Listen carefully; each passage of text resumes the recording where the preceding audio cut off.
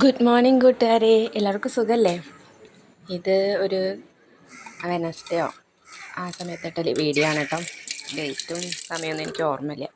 ഞങ്ങളന്ന് ചേച്ചിയുടെ ഏട്ടൻ്റെ വീട്ടിലേക്ക്, പുതിയ വീട്ടിലേക്ക് കുറച്ച് സാധനങ്ങളൊക്കെ വാങ്ങിക്കാമെന്നൊക്കെ കരുതി പട്ടാമ്പിക്ക് പോയതാട്ടോ.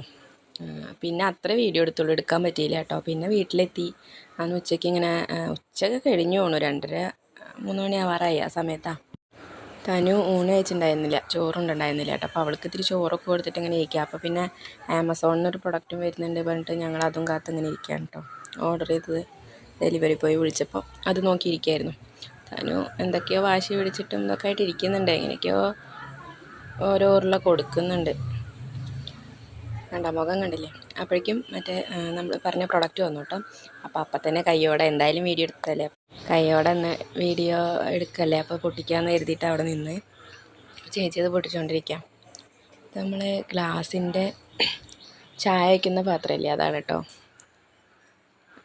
നല്ല രസം തോന്നി. കുറേ വീഡിയോസിലൊക്കെ അങ്ങനെ കണ്ടു ഗ്ലാസിൻ്റെ. അപ്പോൾ അതൊന്ന് വാങ്ങിച്ചു നോക്കാമെന്ന് ഞാനും ചേച്ചിയും പറഞ്ഞിട്ട് ഞാൻ ഓർഡർ ചെയ്താട്ടോ. തുറന്ന് നോക്കിയപ്പോൾ നല്ലതാണ് കേട്ടോ. നല്ല വെയിറ്റും കാര്യങ്ങളൊക്കെ ഉണ്ട്, നല്ല സുഖമുണ്ട്. ചായ ഉണ്ടാക്കാൻ അടിപൊളിയാണ് കേട്ടോ. അത് കഴിഞ്ഞ് ഞങ്ങൾ വൈകിട്ട് ഇന്ന് വന്ന ദിവസം തന്നെ ഞങ്ങൾ ചായ ഉണ്ടാക്കി കേട്ടോ. നല്ല സൂപ്പറായിരുന്നു.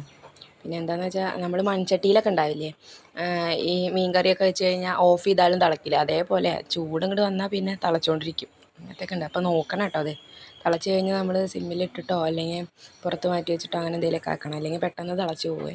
തിളച്ച് കഴിഞ്ഞാൽ നല്ല ചൂടായിക്കൊണ്ടിരിക്കും. അപ്പോൾ ഇങ്ങനെയാണ് കേട്ടോ അത്. പിന്നെ ഇതിൽ ചായ മാത്രമല്ല കേട്ടോ, അതെല്ലാം ഉണ്ടാക്കാൻ പറ്റുന്നതാണ് തോന്നുന്നു. അപ്പോൾ അതിന് ഇങ്ങനെ പിടിയൊക്കെ വേറെ ആയിരുന്നു, അതൊക്കെ ഫിറ്റ് ചെയ്തു.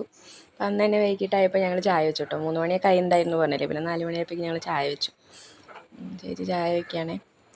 ചായയും പിള്ളേർക്ക് ഹോർലിക്സാണ്. അപ്പോൾ അവർക്കത് ഇതിൽ തന്നെ ഒരുമിച്ച് ഞങ്ങൾ ചായ ഉണ്ടാക്കുമ്പോൾ ഒരുമിച്ച് വയ്ക്കും. എന്നിട്ട് അതിന്ന് പിന്നെ അങ്ങനെ ഒഴിക്കുകയാണ് ചെയ്യാം കേട്ടോ. അപ്പോൾ അതിനാണ് ഇത്ര തോനെ പാലും വെള്ളമൊക്കെ.